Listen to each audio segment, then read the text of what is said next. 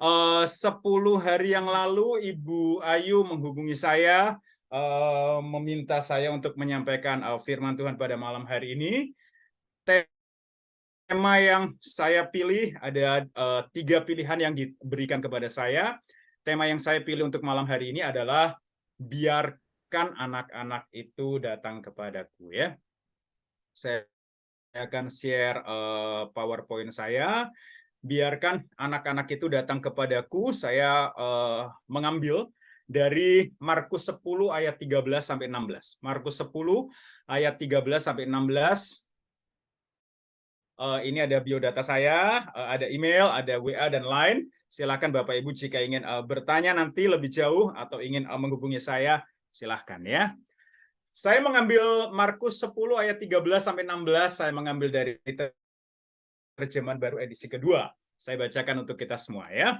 Lalu orang membawa anak-anak kecil kepada Yesus supaya ia menyentuh mereka, tetapi murid-muridnya memarahi orang-orang itu. Ya, di awal, lalu orang bentuknya seakan-akan singular, tunggal, tapi sebenarnya kalau dilihat di akhirnya, tetapi murid-muridnya memarahi orang-orang itu. Ya, sebenarnya itu plural, lebih dari satu orang. Ya. Ayat 14, melihat hal itu Yesus marah dan berkata kepada mereka di situ kepada murid-muridnya, biarkanlah anak-anak itu datang kepadaku. Jangan halang-halangi mereka, sebab orang-orang seperti inilah yang memiliki kerajaan Allah. Di awal, anak-anak kecil, ayat 14, anak-anak, tapi Tuhan Yesus mengatakan jangan halang-halangi mereka, sebab orang-orang seperti inilah, sudah bukan lagi pakai anak-anak ya, pakai orang-orang seperti inilah yang memiliki kerajaan Allah. Ayat 15, sesungguhnya aku berkata kepadamu, siapa saja yang tidak menyambut kerajaan Allah seperti seorang anak kecil, ia tidak akan masuk ke dalamnya. Lalu ia memeluk anak-anak itu dan sambil meletakkan tangannya di atas mereka, ia memberkati mereka. Nah, Bapak Ibu, kalau kita ngelihat kronologis peristiwanya nih, sebenarnya peristiwa ini di perikop ini kronologisnya gimana nih? Kisahnya ya. Latar belakang peristiwa, Tuhan Yesus itu sedang dalam perjalanan misi ke daerah Yudea dan ke daerah seberang Sungai Yordan. Kalau kita ngelihat di Markus pasal 10, Markus pasal 10 ayat 1, kita ngelihat di ini ya, kita ngelihat di satu perikop sebelumnya, di Markus 10 ayat 1 itu Tuhan Yesus berangkat ke daerah Yudea dan ke daerah seberang Sungai Yordan ya. Kemudian Tuhan Yesus sudah masuk ke sebuah rumah. Kalau kita ngelihat di ayat 10-nya, ketika mereka sudah di rumah, tidak dijelaskan lebih jauh ya rumahnya siapa, tapi Tuhan Yesus masuk ke sebuah rumah. Nah, setelah Tuhan Yesus masuk ke sebuah rumah, maka di ayat 13-nya itu datanglah orang-orang membawa anak-anak kecil kepada Tuhan Yesus. Jadi orang-orang itu membawa anak-anak kecil kepada Tuhan Yesus waktu Tuhan Yesus sudah ada di dalam sebuah rumah ya. Nah, kata anak-anak kecil, kalau kita ngelihat di perikop ini, itu memakai kata bahasa Yunani paidion, yang berarti anak-anak kecil, mulai usia bayi, ini ya, kalau kita ngelihat mulai dari infant, bahkan mulai dari anak yang baru lahir sampai sebelum remaja dia, sampai sebelum remaja. Nah, menariknya beberapa orang itu menafsirkan peristiwa ini sebagai tindakan Tuhan Yesus yang menghargai anak-anak kecil. Jadi beberapa orang itu hanya melihat perikop ini dalam kaitan Tuhan Yesus menghargai anak-anak kecil yang sudah diusir oleh murid-murid itu ya. Nah, tapi kalau kita melihat lebih jauh, sebenarnya peristiwa ini, perikop ini mengajarkan pengajaran yang lebih mendalam, Bapak Ibu ya. Kita akan melihat lebih jauh. Sebenarnya apa yang dimaksud di perikop ini? Ada 3 hal yang bisa kita pelajari dari peristiwa tersebut, dari perikop ini. Sekali lagi, bukan sekedar Tuhan Yesus menyambut anak-anak kecil, bukan sekedar itu, tapi ada 3 hal yang bisa dipelajari. Pertama, bagaimana cara seseorang dapat masuk ke dalam kerajaan Allah atau surga. Perikop ini bicara tentang bagaimana cara seseorang dapat masuk ke dalam kerajaan Allah. Di perikop ini memakai kerajaan Allah, sebenarnya itu mengacu kepada surga. Kerajaan Allah itu definisinya banyak, kita bisa ada banyak buku yang menjelaskan lebih detail, tapi di dalam perikop ini kerajaan Allah artinya mengacu kepada mengarah kepada surga, ya. Kemudian kedua, bagaimana respon dari Tuhan Yesus? Dan ketiga, apakah penghalang seseorang masuk ke dalam kerajaan Allah atau surga? Kita akan masuk menjelaskan satu persatu pada bagian ini. Bagaimana cara seseorang dapat masuk ke dalam kerajaan Allah atau surga? Yang sebenarnya merupakan tema sentral, tema kunci dari perikop ini. Di dalam peristiwa ini, Tuhan Yesus mengajarkan tentang bagaimana cara seseorang bisa masuk ke dalam kerajaan Allah atau surga. Nah, Markus 10 ayat 15 menuliskan bahwa untuk masuk ke dalam kerajaan Allah atau surga, seseorang harus menyambut kerajaan Allah seperti seorang anak kecil. Saya bacakan ayat 15 dari Alkitab Terjemahan Baru edisi kedua. Sesungguhnya aku, di situ yaitu Tuhan Yesus, berkata kepadamu, siapa saja yang tidak menyambut kerajaan Allah seperti seorang anak kecil, ia tidak akan masuk ke dalamnya.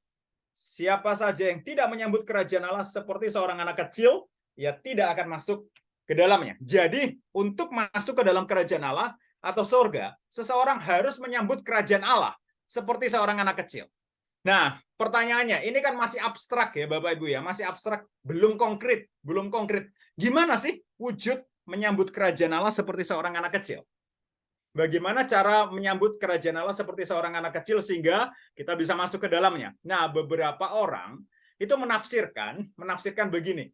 Untuk menyambut kerajaan Allah seperti seorang anak kecil. Loh, anak-anak kecil itu kan polos tuh ya. Anak-anak kecil itu polos, tanpa dosa, innocent, mereka masih lugu, tidak ada dosa, sehingga beberapa orang menafsirkan hanya orang yang tanpa dosa yang bisa masuk ke surga. Tapi tafsiran tersebut salah, Bapak Ibu ya. Karena kalau kita melihat Alkitab secara utuh, sesudah Adam jatuh dalam dosa, semua manusia memiliki status sebagai orang berdosa. Kalau kita melihat di Roma pasal 5 ayat 12, Roma pasal 5 ayat 12, saya bacakan untuk kita ya. Bapak Ibu bisa baca di Alkitab yang ada di rumah Bapak Ibu sekalian ya. Saya bacakan Roma pasal 5 ayat 12. Sebab itu sama seperti dosa telah masuk ke dalam dunia melalui satu orang, maksudnya di situ satu orang itu Adam, dan melalui dosa itu juga maut. Demikianlah maut itu telah menjalar kepada semua orang, karena semua orang telah berbuat dosa. Semua orang ya, bukan sebagian orang, semua orang. Begitu pula Roma 3 ayat 23. Saya bacakan untuk kita semua, Roma 3:23. Karena semua orang telah berbuat dosa dan kehilangan kemuliaan Allah. Jadi karena Adam itu adalah manusia pertama, Adam adalah perwakilan semua manusia, maka prinsip representatif berlaku di sini. Karena Adam adalah perwakilan atau sebagai manusia pertama, Adam adalah perwakilan semua manusia, maka kejatuhan Adam itu diperhitungkan sebagai kejatuhan semua manusia yang ada di dunia ini. Sekali lagi, karena Adam adalah representasi, Adam adalah perwakilan semua manusia yang ada di dunia ini. Maka saat Adam jatuh dalam dosa, Roma 5 ayat 12 dan Roma 3 ayat 23 mengatakan semua keturunan Adam punya status sebagai orang berdosa. Tidak ada yang tidak berdosa ya. Semua orang punya status sebagai orang berdosa. Bahkan ini menarik. Bahkan Daud sendiri mengatakan dalam Mazmur 51 ayat 7, sesungguhnya dalam kesalahan aku dilahirkan. Dalam dosa aku dikandung ibuku. Ini yang menarik. Dalam kesalahan aku dilahirkan. Dalam dosa aku dikandung ibuku. Ini perkataan Daud sendiri di Mazmur 51 ayat 7. Jadi manusia itu sebenarnya sudah berstatus berdosa sejak dalam kandungan. Anak-anak kecil tersebut merupakan cerminan semua manusia yang telah berdosa. Jadi ini sebagai mengkritisi, mengevaluasi teori tabula rasa. Kalau Bapak Ibu pernah tahu ya, teori tabula rasa itu mengatakan anak itu seperti selembar kertas putih, tergantung orang tua mau menulis. Kalau berdasarkan prinsip Roma 5 ayat 12 dan Roma 3 ayat 23 dan perkataan Daud sendiri, dalam kesalahan aku dilahirkan, dalam dosa aku dikandung ibuku, maka sebenarnya prinsip tabula rasa itu salah. Manusia itu bukan lahir seperti kertas putih yang ditulis oleh orang tuanya, salah. Manusia itu sejak lahir sudah kertas hitam. Karena manusia sudah memiliki status sebagai orang berdosa di dalam kejatuhan Adam. Nah, anak kecil di sini sekali lagi merupakan gambaran semua manusia yang telah berdosa. Jadi kita melihat anak kecil di sini dalam kacamata bingkai bahwa anak kecil itu merupakan cerminan dari kita semua nih yang sudah berdosa. Nah, pertanyaannya, kalau memang tadi anak-anak kecil itu adalah gambaran dari semua manusia yang sudah jatuh dalam dosa di dalam kejatuhan Adam, maka pertanyaannya, kita balik ke pertanyaan semula. Bagaimana sih cara seseorang menyambut kerajaan Allah seperti seorang anak kecil sehingga dapat masuk ke dalamnya? Jawabannya sebenarnya terlihat dari kalimat Tuhan Yesus sendiri di ayat Markus 10 ayat 14, yaitu biarkanlah anak-anak itu datang kepadaku, jangan halang-halangi mereka. Perhatikan ini, sebab orang-orang seperti inilah yang memiliki kerajaan Allah. Saya ulang ya, biarkanlah anak-anak itu datang kepadaku, datang kepada Tuhan Yesus, jangan halang-halangi mereka. Nah, kemudian, sebab orang-orang seperti inilah yang memiliki kerajaan Allah. Nah, jadi kita sebelumnya kita sudah belajar anak kecil adalah cerminan, gambaran semua manusia yang telah berdosa, yang telah memiliki status berdosa. Nah, untuk dapat masuk ke kerajaan Allah surga, anak kecil yang sudah memiliki status sebagai orang berdosa sejak dari dalam kandungan, dia harus datang kepada Tuhan Yesus. Harus datang kepada Tuhan Yesus. Biarkan anak-anak itu datang kepadaku. Orang berdosa yang tidak datang kepada Tuhan Yesus tidak mungkin memiliki kerajaan Allah. Orang berdosa yang tidak percaya kepada Tuhan Yesus tidak mungkin masuk surga. Itu perkataan Tuhan Yesus sendiri ya. Biarkan anak-anak itu datang kepadaku, jangan halang-halangi mereka, sebab orang-orang seperti inilah, yaitu orang-orang yang datang kepada Tuhan Yesus, yang memiliki kerajaan Allah, atau memiliki surga. Hanya melalui datang kepada Tuhan Yesus, seseorang bisa memiliki kerajaan Allah, bisa masuk surga. Nah, pertanyaannya nih, mengapa hanya Tuhan Yesus yang bisa membawa orang berdosa masuk ke dalam kerajaan Allah atau surga? Kenapa Tuhan Yesus ngomong biarkan anak-anak itu datang kepadaku, jangan halang-halangi mereka, sebab orang-orang seperti ini yang memiliki kerajaan Allah. Kenapa harus lewat Tuhan Yesus? Pertama, karena Tuhan Yesus itu berasal dari surga dan dapat bawa ke surga. Saya bacakan Yohanes 16 ayat 28 ya. Yohanes 16 ayat 28. Saya bacakan buat kita semua. Yohanes pasal 16 ayat 28 ya. Saya bacakan untuk kita semua. Yohanes 16 ayat 28, aku datang dari Bapa dan aku datang ke dalam dunia. Aku meninggalkan dunia pula dan pergi kepada Bapa. Aku datang dari Bapa dan aku datang ke dalam dunia. Aku meninggalkan dunia pula dan pergi kepada Bapa. Hanya yang berasal dari surga yang bisa bawa kita ke surga. Hanya yang berasal dari surga yang bisa bawa kita ke surga. Bapak Ibu, kalau seseorang atau siapapun dia itu belum pernah tahu lokasi tempat tertentu. Kita tidak bicara tentang adanya Google Map ya. Google Map itu tidak bisa membawa kita ke surga ya. Tidak ada tuh Google Map kita menekan tempat tujuan surga, maka muncul rutenya di Google Map, mendak ya. Kita pasti tahu bahwa kalau seseorang itu belum pernah datang ke satu tempat, tentu dia tidak mungkin tahu jalan ke sana. Ya, hanya yang berasal dari tempat itu yang bisa bawa kita ke tempat itu. Ada satu ilustrasi, bukan ilustrasi ya, kisah nyata ya. Ada kisah nyata di satu pegunungan yang penuh dengan kabut, tertutup dengan kabut. Orang melihat itu jarak pandangnya cuma sedikit di depan, tidak bisa melihat terlalu jauh. Suatu saat ada orang itu bingung, dia tersesat ada di pegunungan itu yang penuh dengan kabut. Kemudian tiba-tiba di dalam kesesatan dia bingung mau arah kemana karena nggak tahu daerah situ dan tertutup dengan kabut. Tiba-tiba tangannya digandeng oleh seseorang dan ditarik agak cepat, jadi agak setengah berlari. Kemudian orang itu mengikut aja kemana orang itu pergi karena tetap digandeng.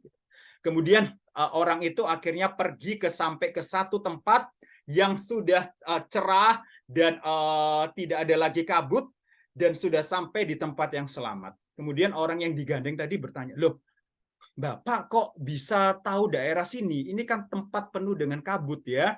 Apalagi di pegunungan ini kok Bapak bisa menggandeng saya bahkan agak setengah berlari. Terus Bapak itu mengatakan, loh saya itu orang sini loh Pak.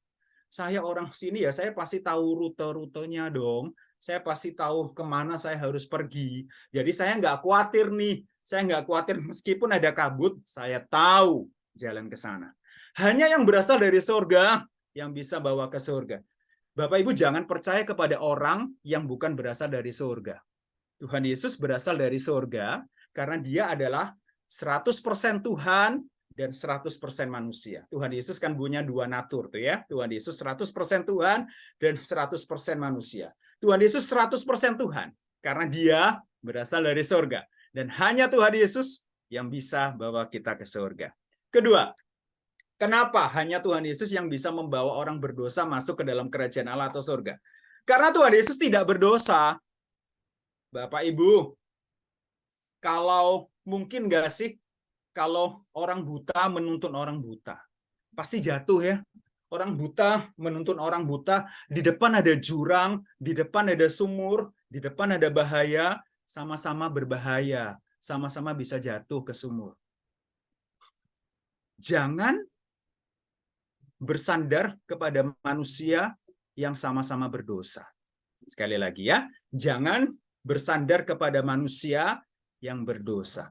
Bersandarnya itu kepada Tuhan Yesus yang tidak berdosa. Karena Tuhan Yesus tidak berdosa dan melalui karya Tuhan Yesus di atas kayu salib, Tuhan Yesus bisa menanggung dosa kita sehingga kita dapat masuk surga. Hanya melalui karya Tuhan Yesus di kayu salib yang menanggung dosa kita, kita dilayakkan, kita memiliki privilege untuk masuk surga. Saya bacakan 2 Korintus 5 ayat 21 ya. Saya bacakan 2 Korintus 5 ayat 21. 2 Korintus 5 ayat 21 itu ngomong gini nih Bapak Ibu ya. Dia, maksudnya di situ Tuhan Yesus yang tidak mengenal dosa, telah dibuatnya menjadi dosa karena kita, supaya di dalam Dia, di dalam Tuhan Yesus, kita dibenarkan oleh Allah. Melalui karya kematian dan kebangkitan Tuhan Yesus di kayu salib, manusia berdosa yang percaya kepada Tuhan Yesus, itu naturnya diubah dan dia diperhitungkan sebagai orang benar. Bukan benar karena kemampuan sendiri, tidak. Tapi bagi orang berdosa yang percaya kepada Kristus, maka karya Kristus di kayu salib itu membenarkan dia. Karena Kristus di kayu salib itu menguduskan dia, melayakkan dia, dan memberikan jaminan masuk surga hanya di dalam karya Kristus. Jadi kenapa hanya Tuhan Yesus yang bisa membawa orang berdosa masuk ke dalam kerajaan Allah atau surga? Karena Tuhan Yesus berasal dari surga dan dapat bawa ke surga. Kemudian kedua, karena Tuhan Yesus tidak berdosa dan melalui karyanya di atas kayu salib yang menanggung dosa kita sehingga kita dapat masuk surga. Kemudian, poin pertanyaan kedua nih. Bagaimana respon Tuhan Yesus? Kalau tadi poin pertama kita sudah belajar bagaimana nih cara seseorang bisa masuk ke dalam kerajaan Allah atau surga, yaitu dengan datang kepada Tuhan Yesus. Sekarang kita ngelihat di perikop ini, bagaimana orang yang datang kepada Tuhan Yesus itu apa respon Tuhan Yesus terhadap orang-orang yang datang kepada Tuhan Yesus ya. Matius 10 ayat 14 menuliskan bahwa Tuhan Yesus menyambut anak-anak, yaitu tadi kita ngelihat anak-anak adalah gambaran orang berdosa yang datang kepada Tuhan Yesus. Tuhan Yesus menyambut anak-anak orang berdosa yang datang kepada Tuhan Yesus. Saya bandingkan dengan Yohanes 6 ayat 37.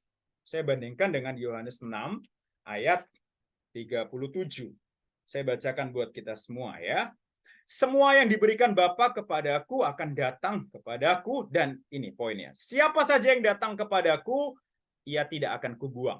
Siapa saja yang datang kepadaku, ia tidak akan kubuang. Ini jaminan dari Tuhan Yesus sendiri bahwa siapa saja orang berdosa yang mau datang kepada Tuhan Yesus, tentu datangnya kepada Tuhan Yesus itu datang dengan kesungguhan, kesadaran akan dosanya, mau bertobat dan butuh Tuhan Yesus. Siapa yang datang kepada Tuhan Yesus mengatakan, ia tidak akan dibuang. Seburuk apapun, serusak apapun hidup seseorang, Seberdosa apapun hidup seseorang, kalau mau datang kepada Tuhan Yesus tidak akan membuang. Tuhan Yesus tidak akan menolak siapapun dia. Asal benar-benar sungguh datang kepada Tuhan Yesus menyambut kita semua. Menariknya, di Matius 10 ayat 16, kalau kita ngelihat di Matius 10 ayat 16, ya. Bukan Matius, Bapak Ibu, Markus ya. Salah ketik di situ ya. Di Markus 10 ayat 16 di perikop itu, di bagian ayat terakhir, Tuhan Yesus itu tidak sekedar menyambut anak-anak orang berdosa. Itu yang menarik. Kalau di ayat 14 mengatakan Tuhan Yesus menyambut, tapi di ayat 16-nya, di ayat terakhir dari perikop ini, Tuhan Yesus itu bukan sekedar menyambut anak-anak, dalam hal ini maksudnya orang berdosa. Tapi Tuhan Yesus justru memeluk dan meletakkan tangannya untuk memberkati mereka. Saya bacakan ayat 16 dari Markus 10 ayat 16. Lalu di situ maksudnya Tuhan Yesus memeluk anak-anak itu, dan sambil meletakkan tangannya di atas mereka, ia memberkati mereka. Jadi orang berdosa yang sungguh-sungguh datang mau bertobat, orang berdosa yang sungguh-sungguh tahu, sadar keberdosaan dirinya, dan sadar dirinya butuh Tuhan Yesus. Tuhan Yesus bukan sekedar menyambut, tapi Tuhan Yesus bahkan memeluk dan meletakkan tangannya untuk memberkati kita. Tuhan Yesus bukan sekedar menyambut, tapi Tuhan Yesus juga memeluk dan meletakkan tangannya untuk memberkati kita. Poin ketiga, perenungan yang akan kita renungkan sebagai bagian terakhir dari perenungan kita. Apakah penghalang seseorang masuk ke dalam kerajaan Allah atau surga? Apa penghalang seseorang masuk ke dalam kerajaan Allah atau surga? Kita ngelihat ada dua perbedaan sikap yang terlihat di sini ya, di perikop ini. Pertama, orang-orang yang membawa anak-anak kecil, orang berdosa datang kepada Tuhan Yesus. Kita ngelihat ya, Markus 10 ayat 13a. Lalu orang membawa anak-anak kecil kepada Yesus. Perhatikan. Lalu orang membawa anak-anak kecil kepada Yesus. Oke. Nah, dibandingkan dengan murid-murid Tuhan Yesus, justru menghalangi anak-anak kecil, orang berdosa datang kepada Tuhan Yesus. Di Markus 10 ayat 13c. Ini di ayat yang sama ya. Menariknya di ayat yang sama perbandingannya. Ayat 13c. Tetapi murid-muridnya memarahi orang-orang itu. Jadi ada orang-orang yang membawa anak-anak kecil, yaitu orang berdosa datang kepada Tuhan Yesus. Menariknya, ada sikap yang kedua. Murid-murid Tuhan Yesus justru menghalangi anak-anak kecil, orang berdosa datang kepada Tuhan Yesus. Nah, bayangkan, yang menghalangi anak-anak kecil, orang berdosa datang kepada Tuhan Yesus, justru adalah murid-murid Tuhan Yesus. Ini hal yang menyedihkan, ya, hal yang menyedihkan dan memprihatinkan. Bayangkan, yang menghalangi anak-anak kecil, yaitu yang menghalangi orang berdosa datang kepada Tuhan Yesus, bukan ahli Taurat. Dalam perikop ini bukan ahli Taurat. Dalam perikop ini yang menghalangi bukan orang-orang Farisi. Dalam perikop ini bukan.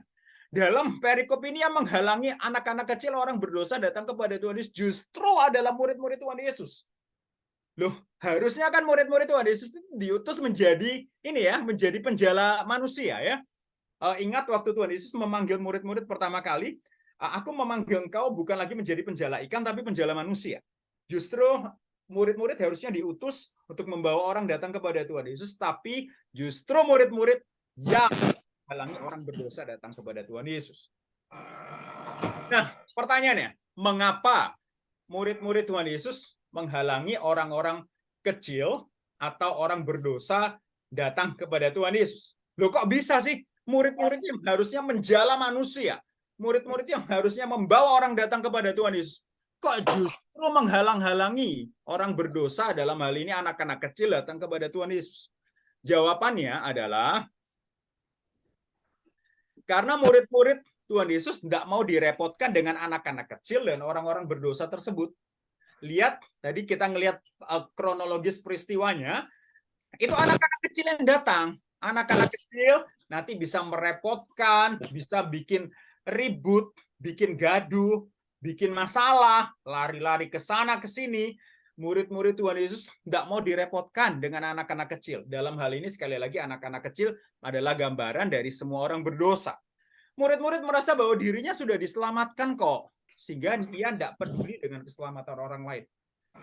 Toh aku sudah selamat kok. Aku sudah selamat dalam Kristus. Bahkan aku dipanggil menjadi murid-murid yang melayani Tuhan Yesus. Nggak peduli dengan keselamatan orang lain. Itu yang menjadi prinsip dari murid-murid. Sehingga murid-murid itu mengusir tuh anak-anak, yaitu orang-orang berdosa untuk datang kepada Tuhan Yesus. Nah, menariknya, Tuhan Yesus justru memarahi murid-muridnya yang menghalangi anak-anak kecil, orang berdosa untuk datang kepada Tuhan Yesus. Di ayat 14a. Melihat hal itu apa? Konteks dekatnya, konteks dekatnya di ayat 13c, tapi murid-muridnya memarahi orang-orang itu yang membawa anak-anak itu datang kepada Tuhan Yesus. Tuhan Yesus justru memarahi murid-muridnya yang menghalangi anak-anak kecil, orang berdosa datang kepada Tuhan Yesus. Jadi, ini bukan perkara yang enteng.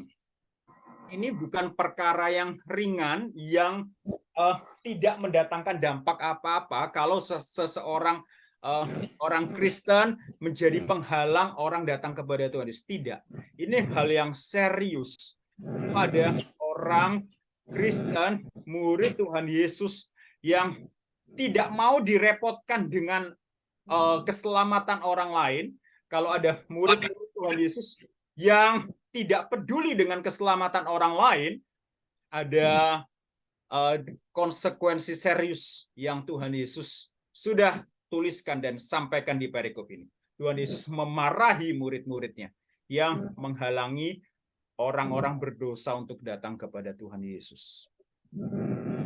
Perenungan di akhir, bagian di akhir dari khotbah pada malam hari ini, perenungannya ada dua hal.